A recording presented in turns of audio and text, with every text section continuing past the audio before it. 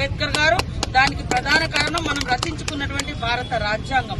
ఈ రాజ్యాంగాన్ని కొనసాగించుకోవాలి, రాజ్యాంగాన్ని కాపాడుకోవాలి.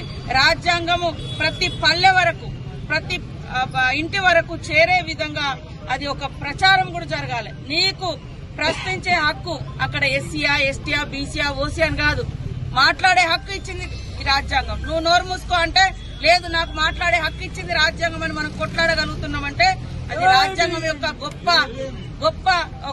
గొప్పతనం, పవర్ ఆఫ్ కాన్స్టిట్యూషన్. సో దీన్ని మనం కాపాడుకోవడం కోసం అందరం భారతీయులం అందరం ఈ రోజు ప్రపంచంలో మరి గర్వంగా చెప్పుకోగలిగేది భారత రాజ్యాంగం. ఈ రాజ్యాంగాన్ని కాపాడుకోవాలి.